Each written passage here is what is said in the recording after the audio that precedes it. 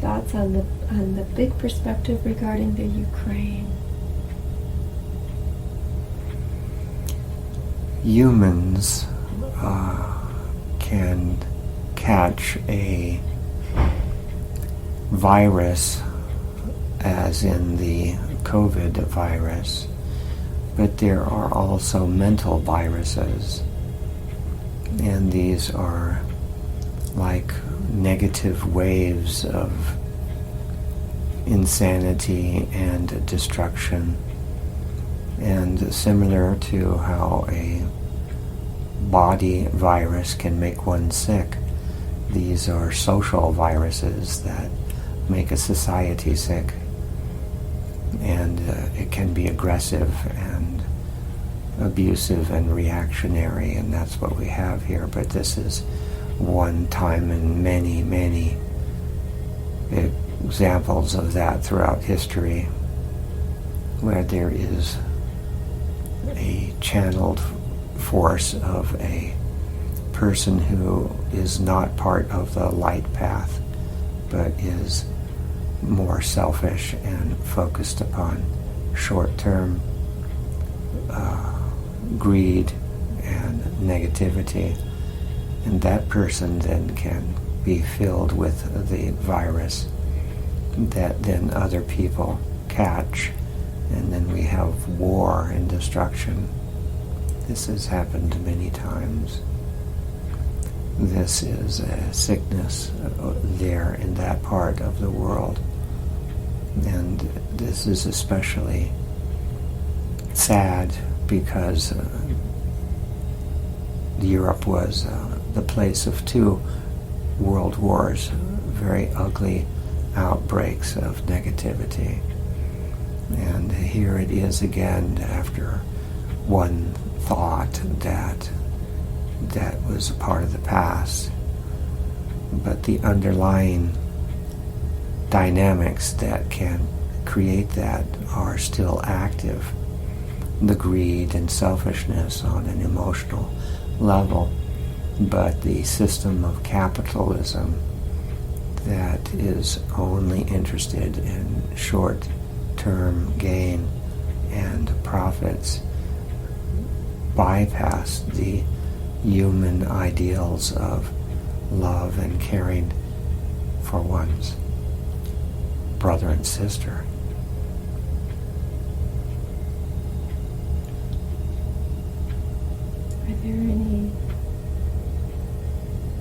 Are there any solutions or a way that we should be approaching that when we're thinking about this? Is there anything we should be doing as far as our thoughts or actions as a collective and then as an individual? There was a interesting return of the Voice of America in the last months that came, I believe, from England and Northern Europe, broadcasting, and of course that was used in World War II. But it always had a narrower focus. Imagine broadcasts, not just one, but many broadcasts, also television and internet and so forth, broadcasting positive peace and light and love and encouragement and a hypnotic reassurance of everyone's divinity. And that as a constant broadcast, having the broadcasting light station, light and love station, and just have that like CNN, 24 hours, just blasting it out there, and people can tune into it like a pick-me-up, just to tune on to it like your lovely music here in this room, and the positive suggestions that can be influenced and planted, that one can just turn it on and have it on for 5 minutes, 10 minutes, an hour, whatever. Beautiful. Yeah. Did the Pluto return would that have any effect on any of this and all of the above, or for the future? What in the U.S. for the U.S. and for the individual?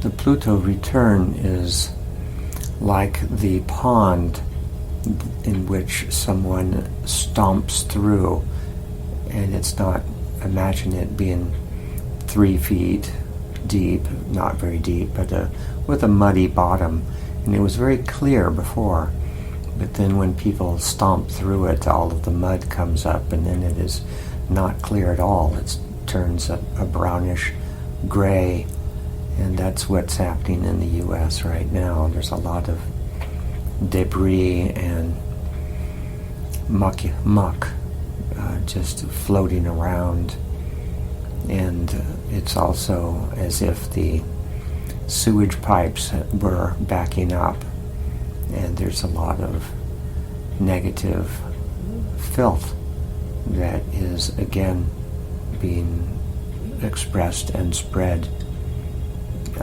So it's a churning up of some negativity that has been there for a while, and we're supposed to look at it, we're supposed to have it revealed so that we can really see, like when someone has an illness or a pain, then you know where the pain is, you know what bodily organ that you have to deal with, and that's what it's about, just to show the larger issues that need attention and adjustment. Beautiful. So, the fascist, is it the fascist disguised at, what does that mean? And what message do you have regarding that? Mm-hmm. In any country, there are fascists, and fascists are right-wing controllers who really want to have everything their way. And it's a mixture of the military control as well as limiting individual expression. So it is truly a regimented, narrow-minded, controlling type and activity that can then blossom out in destructive ways through movements and governments. And there are, again, many examples of that in history. The most recent, of course, with fascist Germany and Italy in the 1930s and 40s, which then brought forth the wars and destructions. Behind that, however, is reminding that there are many people like that, many who could easily start marching to those old, controlling, narrow commands. And what they desire beyond the military marching uniforms is a feeling of a childhood peace and joy that either they did not have or they forgot. Mm. Beautiful. That's something. Every behavior has a positive intent behind it, correct? Mm-hmm. Yeah. So you just started the next question on this because you just said it. But if you, Stefan, could talk about hope and beauty in all of this.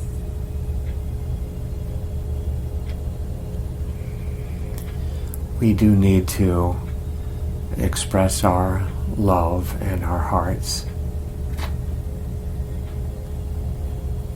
We do need to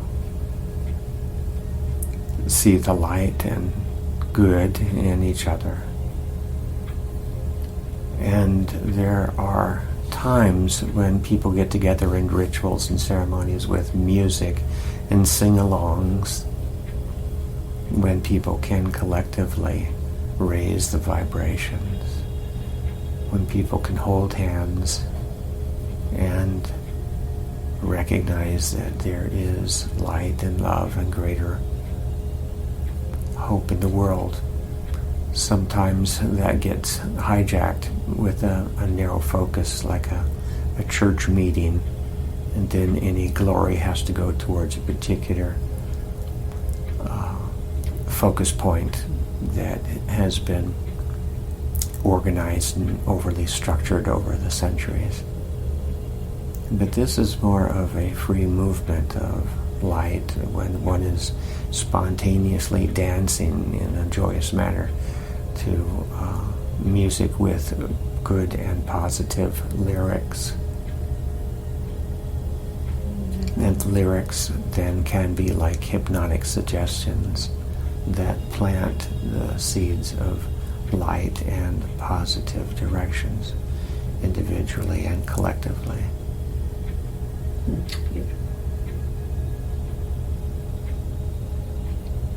Now, Stefan, could you call upon Spirit to come?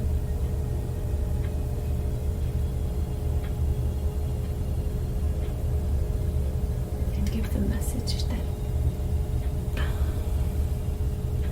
is relevant to you and to the world. I'm going to be selfish on that one. First to you, what's this message from Spirit to the individual Stephen?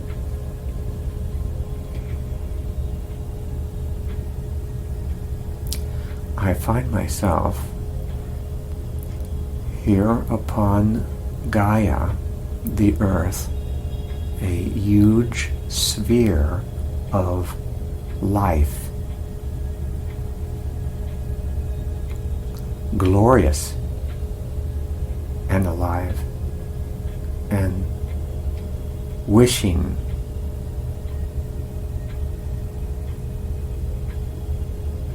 light and peace, recognizing that there are the dynamics of life beyond love. Life is greater than love. Love is important, but life is bigger, stronger. And life has its shadows and its phases, and there are volcanoes and there are earthquakes. And that's life. It's alive. And it's bigger than love? It's bigger than love. Can you explain that? Any individual is alive. And then there are these moments, these wonderful moments of love and acceptance and idealism and altruism. But that person is not always love. It goes back to life. It's a bit like a peak moment, like an ideal day. And then there are storms and there's winter, and then you have those ideal days. It's not all the time. But when it's there, it's your ideal. It shows you the way. It is the pattern. And then you melt back into the life, because part of life is taking out the trash, brushing your teeth. That's the bigger life. And from this, on the earth, the polarity and the big dance is the sun. The sun in our solar system. Another huge orb, solar and life-giving. The sun is a relay station of God.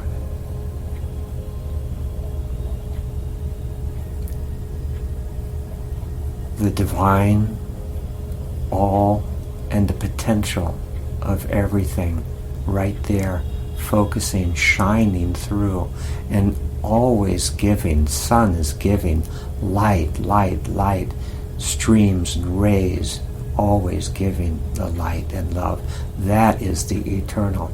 That would be closer to the love that you have as your ideal. And it too, however, is a star. And there are explosions upon that star. And it has its cycles also. And there will be a time when it comes to its end. And that is life. But here we are. Here we are, shining light of the sun upon us, upon the earth, in our temporary bodies.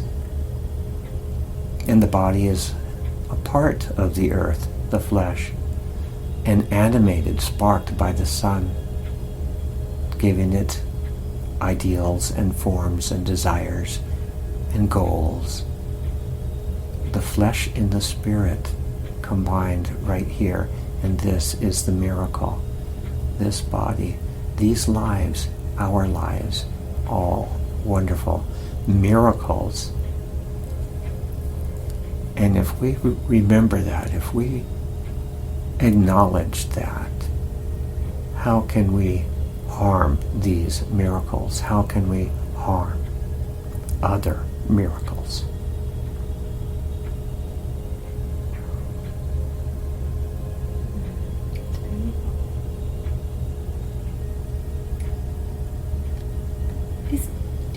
Is Mom still in the picture at all? She is. Or Dad? She is the dawn. Wow. She is the dawn.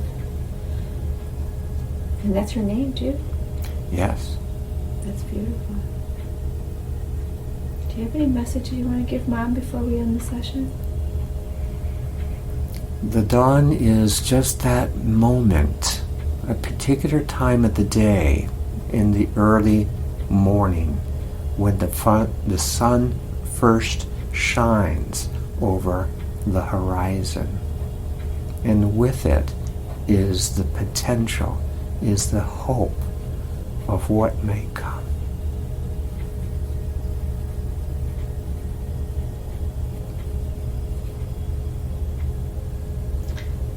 To Stefan again. Stefan, do you feel hope? Yes. Stefan, do you have faith? Yes. Stefan, who are you?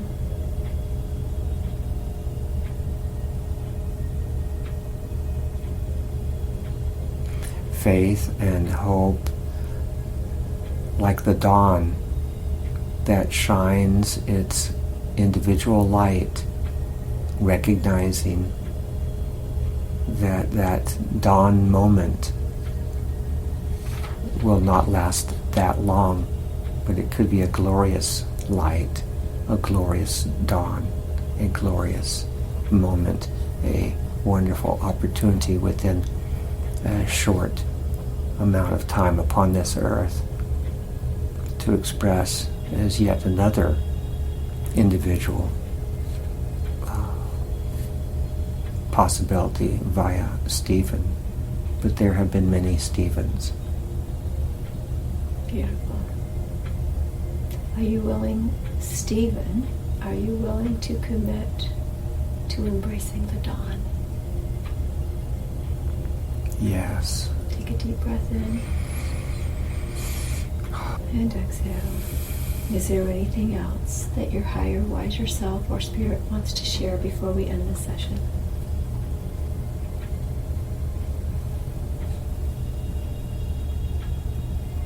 Blessings on you, Sherri, and your work and your heart. You have benefited many people, and Spirit is proud of you. Thank you.